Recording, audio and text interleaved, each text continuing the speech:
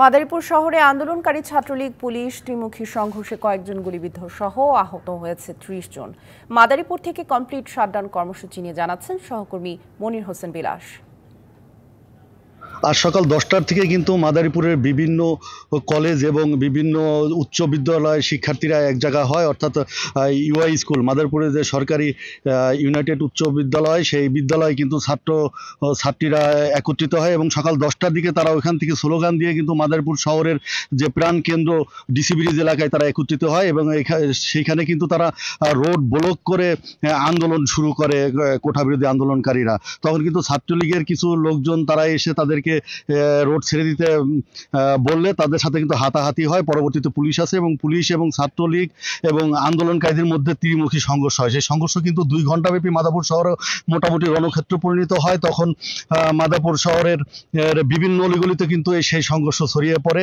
আমরা দেখেছি সে নিয়ন্ত্রণ করার জন্য পুলিশ কিন্তু কয়েক রাউন্ড রাবার বুলেট এবং কাঁদানি গ্যাস নিক্ষেপ করে এবং ধাওয়া পাল্টা দেওয়া প্রায় 2 ঘন্টাব্যাপী চলে। তখন কিন্তু আন্দোলনকারীরা ছত্রভঙ্গ হয়ে যে আন্দোলন হচ্ছিল যে পুলিশ সুপারের বাসার সামনে এবং মেন রোডে, সেখান থেকে কিন্তু তারা ধাওয়া খেয়ে কিন্তু এখন আছি শকুনি লেকের পারে। এই শকুনি লেকের পারে কিন্তু তারা 10-12 জন শিক্ষার্থী এখানে লাফ দিয়ে পড়ার পর 2 জন কিন্তু নিখোঁজ থাকে।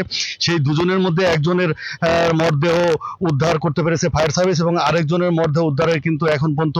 নগদের কাছে সব গ্রাহকই প্রিয়, তাই তো সারা দেশে ক্যাশ আউট চার্জ সবচেয়ে কম চেষ্টা তারা চালিয়ে যাচ্ছে।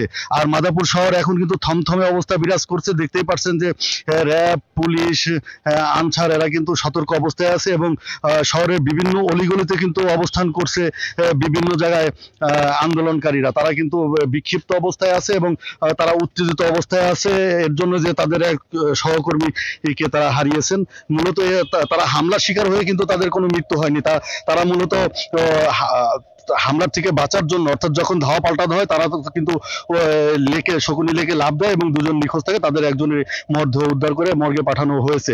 এছাড়া যদি বলি মাদারীপুরের অবস্থা এখন পর্যন্ত আছে, থমথমে অবস্থা বিরাজ করছে।